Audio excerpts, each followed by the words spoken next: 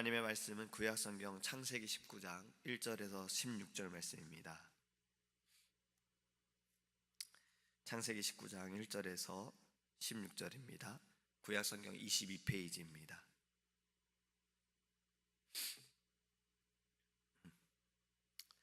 날이 저물 때에 그 천사가 소돔에 이르니 마침 롯이 소돔 성문에 앉았다가 그들을 보고 일어나 영접하고 땅에 엎드려 절하여 가로되 내 주여 돌이켜 종의 집으로 들어와 발을 씻고 주무시고 일찍 일어나 갈 길을 가소서.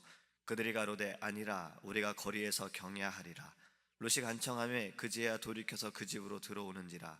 롯이 그들을 위하여 식탁을 베풀고 무교병을 구우니 그들이 먹으니라. 그들이 눕기 전에 그 성 사람 곧 소돔 백성들이 물어 노소하고 사방에서 다 모여 그 집을 애워싸고 롯을 부르고 그에게 이르되 이 저녁에 내게 온 사람이 어디 있느냐 이끌어내라. 우리가 그들을 상관하리라. 롯이 문 밖에 무리에게로 나가서 뒤로 문을 닫고 이르되 청하노니 내 형제들아 이럴 악을 행치 말라.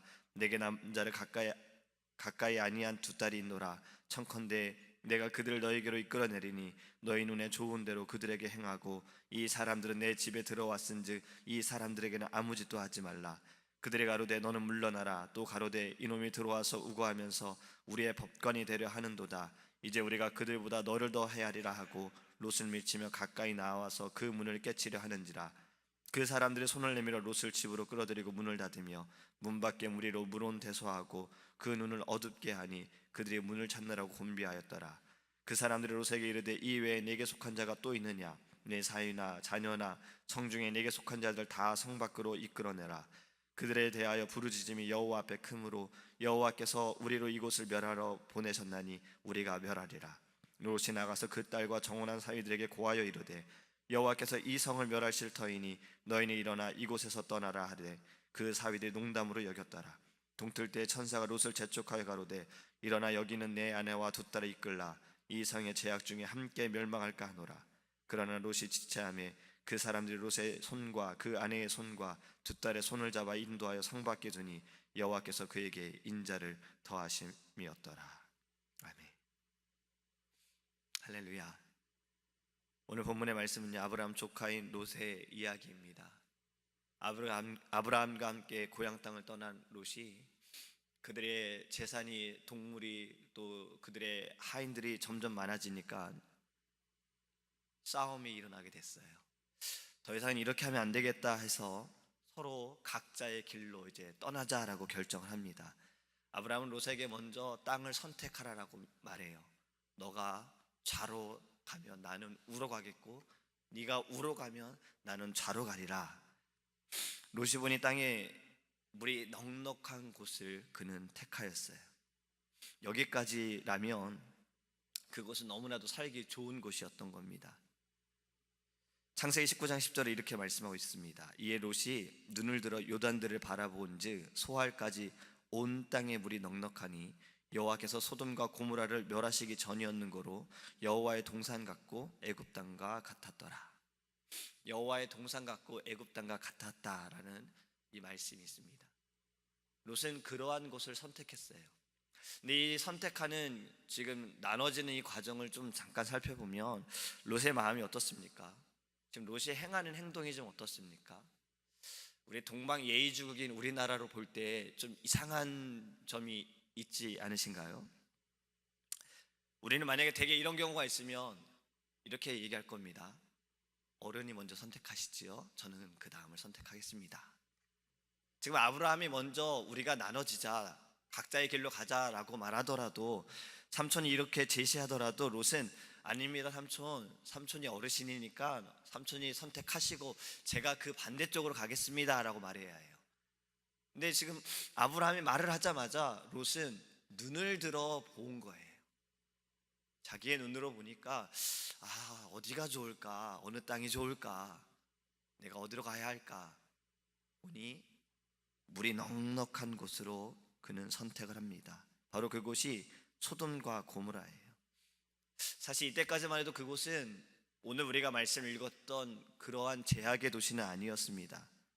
여호와의 동산 같다라는 말씀, 살기 좋고 편한 그런 곳이었던 거죠. 또 애굽 땅과 같다라는 것은 애굽의 그 나일강이 흐르는 것처럼 그 그곳에는 물 때문에 걱정할 필요가 없는 그런 좋은 곳이었다라는 거예요. 근데 그곳이 변한 겁니다. 롯은 자신의 욕심에 선택한 그 땅이 자신의 눈으로 보았을 때 좋아 보이는 그곳이 변한 겁니다. 죄악의 도시로 변한 거예요. 여기에 우리가 읽은 말씀에 이런 말씀이 있지요. 네가 내게 온 사람이 어디 있느냐 이끌어내라. 우리가 그들을 상관하리라. 상관하리라, 이 말씀은 히브리어로 야다라는 그런 말인데요, 이것은요 성적인 의미가 담겨져 있습니다. 동성애의 의미가 바로 이 말씀에 있는 거예요. 하나님께서는 이것을 죄로 보시는 거지요. 옳게 보지 못하시는 거지요. 소돔과 고모라는 성적으로 문란한 도시였어요. 그리고 하나님을 두려워하지 않는 자들이 있는 곳입니다. 우리가 지금 계속해서 나누는 철로 역정의 그곳으로 말하면 파멸의 도시인 겁니다. 하나님은 이 땅을 이제 도저히 그냥 볼 수가 없는 거였어요. 이 땅을 멸망하기 위해서, 벌하시기 위해 천사들을 보냅니다. 이런 생각을 좀 해볼 수가 있었어요. 왜 롯은 이곳을 떠나지 않았을까? 아브라함과 함께 있으면서 하나님이 어떠한 분인지 롯은 알았을 텐데 자신의 눈으로 보기 좋은 선택한 그 땅이 더 이상은 그러한 곳이 아니라 죄악으로 물들어져 가는 그곳에 왜 롯은 머물러 있었을까? 떠나지 않았을까? 이런 생각을 좀 해봤어요. 근데 철로 역정에서 보면 바로 이러한 모습이 드러날 때가 있습니다. 바로 안일함과 무지함 때문에 벗어나지 못한다라는 거예요. 안일하다라는 것은 그냥 그곳에 있는 것이 좋사오니, 머무르는 것이 좋사오니 또 떠나면 새로운 곳으로 가서 거기에 정착해야 하고 또 여러 가지 일들을 해야 되는 것이 불편한 거예요. 제가 미국에 와서 아파트에 이제 살고 있는데요, 한국과 다르게 매달 매년 돈이 오릅니다. 한국 분들에게 이런 말을 하면 이해를 못 하세요. 그렇게 오래 살았는데 왜 돈이 오르냐 그래요. 매년 100불씩 돈이 올라가요. 그래서 더 이상 이제 이 금액으로 살 수가 없다 생각하고 이사를 하려고 마음을 먹어보면 또 그것 또한 쉽지가 않은 거예요. 이삿짐을 싸야 되고, 집을 아파트를 또 알아봐야 되고, 옮겨야 되고, 또 거기 가서 이걸 풀어야 되고, 이 모든 걸 다 생각하니까 그냥 100불을 더 내자, 이렇게 해서 지금 벌써 3, 4년을 이 앞에서 살고 있습니다. 이런 거예요. 안일한 거예요. 지금 롯도 그런 마음인 것 같아요. 이 죄악의 도시에 그냥 그걸 자신이 보지 못, 바로 이것이 그 두 번째인 겁니다. 무지한 겁니다. 이곳이 곧 하나님의 심판이 있고 멸망이 있고 하나님이 기뻐하시지 않는 이러한 땅이 내가 있어야 하는가, 떠나야 하는 생각조차도 그는 못했습니다. 오늘 말씀에 좀 이상한 또 모습이 있지 않습니까? 지금 사람들이 와서 애워싸고 여러 가지 일들을 행하는 때 이 두 천사가 롯을 다시 집으로 들이잖아요. 그리고 너와 함께하는 사람들을 데리고 떠나라. 근데 롯이 주저합니다. 지금 사람들이 하는 행동들, 우리는 이것만 보더라도 이제 더 이상 여기 있으면 안 되겠다 하고 우리는 떠날 수 있는데 롯은 지체했다라는 거예요. 그래서 손을 붙들고 아예 데리고 나가잖아요. 무지한 겁니다. 아예 거기에 그냥 물들어져 버렸을 수도 있어요. 여러분, 우리는요 멸망당하지 않기 위해 우리는 이 안일함도 벗어야 하고요, 무지함도 벗어버려야 합니다. 우리가 사는 곳이 어떠한 곳인지 인식해야 하는 거예요. 지난번에 말씀을 드렸던 것처럼 우리는 나그네의 삶으로 살아가야 합니다. 천사들의 도움으로 떠나는 롯에게 천사들이 말하지요. 네게 속한 자가 또 어디 있느냐? 네 사이나 자녀나 성중에 내게 속한 자들 다 성 밖으로 이끌어내라. 롯은 사이들에게 가서 이 이야기를 합니다. 지금 떠나야 해. 여기는 곧 멸망할 거야. 근데 사이들의 반응이 어땠어요? 농담으로 여겼더라. 구원받을 수 있는 기회를 놓친 겁니다. 성경에 이러한 사람들이 좀 있는 것 같아요. 노아 시대에도 방주 짓는 것을 본 이들이 있었습니다. 방주의 사이즈가 몰래 만들 수 있는 사이즈가 아니었잖아요. 축구장보다 더 큰 사이즈였어요. 그러한 방주를 만들고 있을 때 사람들은 그 오랜 시간 동안 물어봤을 수도 있어요. 너가 왜 방주를 만드느냐? 뭘 하는 거냐? 왜 그러느냐? 노아가 그냥 있었을까요? 아니, 이거는 하나님께서 만들라고 말씀하셔서 내가 이러한 일을 하고 있는 거야. 가족들과 이렇게 만들고 있는 거야. 그들에게도 기회가 있었을 거예요. 하지만 그들은 그 기회를 붙잡지 않았습니다. 예수님께서도 이 땅에 사역하실 때에 예수님을 따르는 이들도 있었지만 그렇지 못한 이들도 있었어요. 자신들의 신분이나 자신들의 직이나 자신들의 이 모든 일들이 예수님 때문에 무너질까 두려워 예수님을 죽이려고 하는 이들도 있었습니다. 그 말씀을 듣고 반응이 달랐어요. 그들도 구원의 기회를 놓친 겁니다. 결국 사이들은 소돔과 고모라 함께 심판을 받게 됩니다. 이 철로 역정에 보면요, 크리스찬이 무거운 짐을 들고서 집으로 들어와요. 근데 이 영적인 고통을 육적으로 살고 있는 가족들이 이해하기 어려울 것 같아 그는 아무런 이야기도 하지 않습니다. 하지만 밤중에 그 영적인 고통이 너무나도 커서 그는 울부짖어요. 그리고 가족들이 알게 되고 가족들에게 이야기를 합니다. 내 이 무거운 짐, 그리고 이 땅이 멸망받을 곳이다라는 것을 이야기를 합니다. 가족들은 처음에 그의 말을 받아들여요. 하지만 점점 그를 이상하게 여깁니다. 그를 좀 멀리하기도 해요. 아무리 설득을 해봐도 통하지 않으니까 그를 그냥 좀 정신이 나갔다라고 이렇게 생각을 합니다. 영적으로 깨어난 자가 다른 사람을 깨우려고 하는 것은 당연한 겁니다. 그러나 이러한 경고에 대해서도 비난과 경멸을 받을 수 있어요. 왜냐하면 성령님께서 눈과 마음을 열어주시지 않으면 육적인 자들은 이 영적인 두려움에 대해서 오히려 조롱합니다. 성경의 엄중한 이 메시지에 대해서 그들은 받아들이지 못하는 거예요. 우리는 이 시험에 무너지지 않도록 깨어 있어야 합니다. 여러분, 우리에게 가장 시험을 주는 사람이 누굽니까? 바로 가까운 사람이에요. 가족들이에요. 먼 사람들이 주는 시험은요, 가끔이에요. 근데 가족들이 주는 시험은 어쩌면 자주 있을 수 있어요. 우리의 믿음을 흔드는 시험이 올 때가 있어요. 중고등부 시절에 우리가 수련회를 가서 은혜를 받아요. 은혜를 받고 돌아오고 이제 교회에서 간증을 하는 시간을 갖습니다. 근데 간증을 할 때마다 꼭 한 번씩 나오는 이야기가 이러한 이야기입니다. 수련회 가서 은혜 받고 돌아왔는데 가족들과 지내면서 시험받아 그 은혜를 잊어버릴 때가 있습니다라는 이야기를 해요. 그게 무슨 말이냐면, 은혜 받고 왔는데 너 이제 수련회 갔다 왔으니까 빨리 이제 공부해, 너 빨리 이제 숙제해야 돼. 뭐 어머니는 당연한 말씀을 한 거지요. 근데 아이는 그것이 또 잔소리를 듣게 되면서 자신이 받았던 내가 결단했던 그 모든 것이 한순간에 무너졌다라는 거예요. 그래서 그 다음에는 제가 가정통신문에 그런 이야기도 한번 쓴 적이 있습니다. 어머니, 아이가 수련회 다녀갔을 때는 이런 얘기는 하지 마십시오. 수련회 때 어떤 은혜 받았냐, 이러한 질문만 잠깐 해주시기를 부탁드립니다 라고요. 시험은 가까운 사람들이 합니다. 이 철로 역정에서도 이 크리스찬, 이 사람이 더 이상은 이곳에 있으면 안 되겠다라는 생각으로 떠나요. 떠날 때 그가 하는 행동들이 있습니다. 3가지의 행동입니다. 물론 우리는 좀 이런 생각을 할 수 있어요. 왜 그 가족들을 버리고 가느냐, 거기에 머물면서 그들에게 더 가르치고 그들을 더 붙들었어야 되는 거 아니냐라는, 매정한 것 아니냐라고 생각할 수 있습니다. 근데 크리스찬은 자신이 먼저 하나님께 가야겠다는 생각을 했고 영적으로 살아야겠다는 생각이 컸던 겁니다. 그리고 좋은 번연에 사실 이 철로 역정의 크리스찬의 내용은요, 일부예요. 저도 아직 읽어보지 못했지만 그 다음 시리즈가 있더라고요. 2부가 있는데 그 2부는 가족들에 대한 이야기라고 합니다.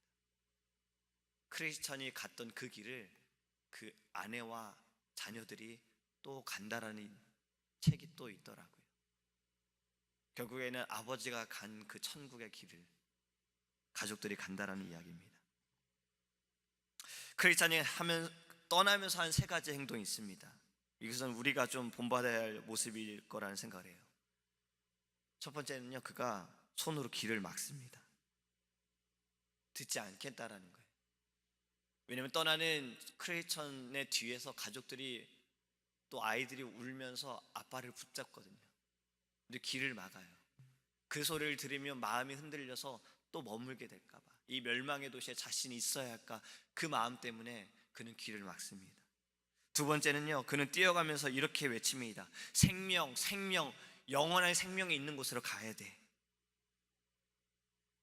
그는 지금 살기 위해서 영원한 것에 집중하고 있다는 거예요. 그리고 그의 입으로 선포하는 겁니다.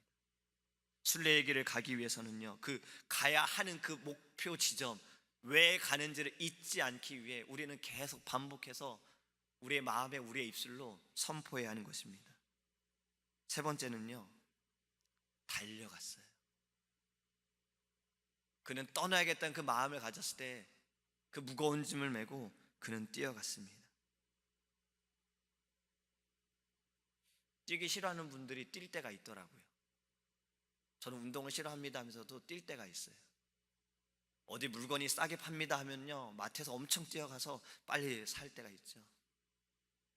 뭐 여기는 아니지만 한국에서 지하철이나 버스를 타면 잘 못 뛰시는 것 같은데 갑자기 빈자리에서 막 뛰어가는 분들도 계세요. 내가 이거 죽을 것 같다 싶으면 우리는 막 뛰어갈 때 있어요. 우리는 그렇게 뛰어가는 이 크리스찬처럼 지금은 죽을 상황이기 때문에 뛰어가는 겁니다. 여러분이 좋은 번연이라는 사람은요, 이 뛰는 것에 대해서 참 마음을 갖고 있어요. 이 사람이 쓴 책 가운데 천성의 도보자라는 책이 있거든요. 거기에 이렇게 이야기합니다. 천국을 향하여 가고자 하는 자는 반드시 뛰어가야 한다. 간절함으로. 그리고 계속 뛰어야 하는데 경주에 방해되는 것들은 벗어버려야 한다. 천국을 향하여 이와 같이 확고한 의지를 가지는 것은 끝까지 경주하는 것에 상당한 유익을 가져다 준다. 만약 주저하거나 망설인다면 결국은 순례의 길을 중단하게 될 것이다. 주님께로 가는 것은 달려가야 합니다. 하나님의 그 나라는요, 달려가야 해요.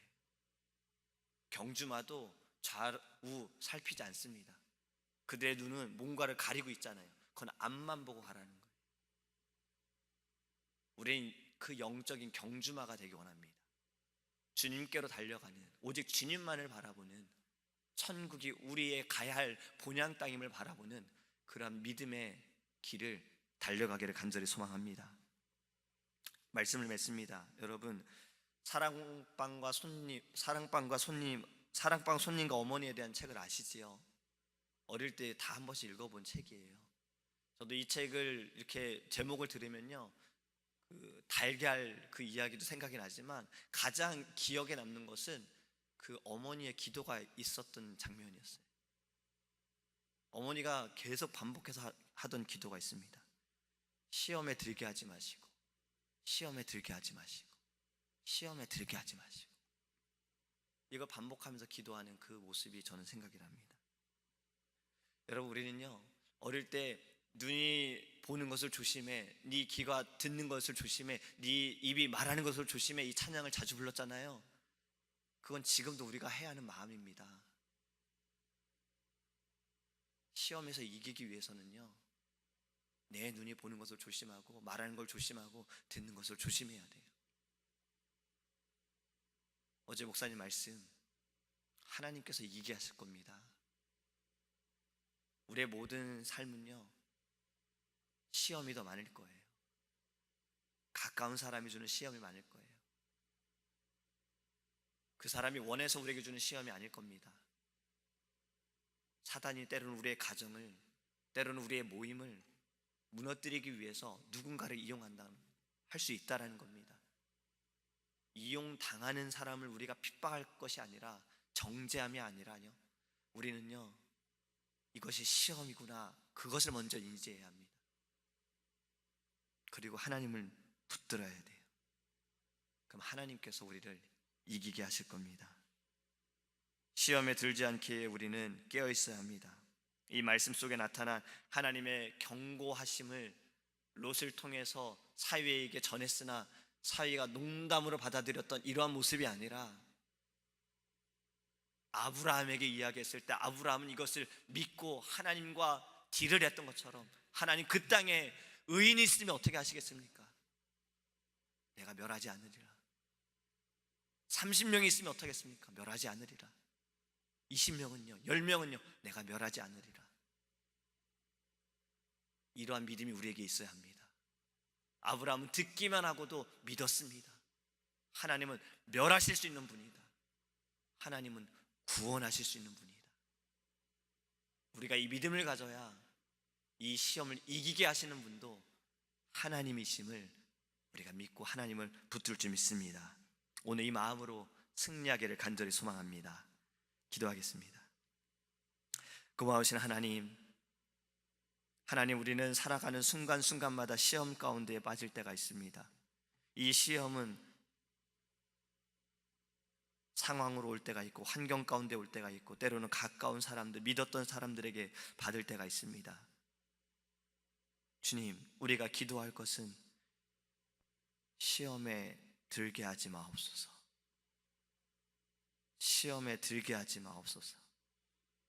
시험에 들게 하지 마시고 다만 악에서 우리를 구하여 주옵소서. 하나님께서 이기게 하실 줄 믿습니다. 이 시험에서 우리를 건져 주실 줄 믿습니다. 이 시험을 통해서 우리의 믿음을 돌아보게 하시고 연단케 하시고 오직 이 믿음의 길로, 주님 천국의 길로 달려가게 하실 줄 믿습니다. 하나님의 눈으로, 하나님의 마음으로 승리케 하여 주시옵소서. 오늘 하루도 살아가는 순간순간 어떠한 시험이 오든 하나님의 말씀을 기억하며 우리가 아브라함의 믿음으로 오직 하나님만을 바라보는 그러한 신앙과 그러한 마음으로 오직 주님께 영광이 될 수 있도록 은혜를 내려 주시옵소서. 감사하며 예수님의 이름으로 기도합니다. 아멘. 하늘에 계신 우리 아버지여, 이름이 거룩히 여김을 받으시오며 나라의 임하옵시며 뜻이 하늘에서 이룬 것 같이 땅에서도 이루어지이다. 오늘날 우리에게 일용할 양식을 주옵시고 우리가 우리에게 죄 지은 자를 사하여 준 것 같이 우리의 죄를 사하여 주옵시고 우리를 시험에 들게 하지 마옵시고 다만 악에서 구하옵소서. 대개 나라와 권세와 영광이 아버지께 영원히 있사옵나이다. 아멘. 오직 주의 사랑에 매여 내 영 기뻐 노래합니다. 이 소망의 언덕 기쁨의 땅에서 주께 사랑 드립니다. 오직 주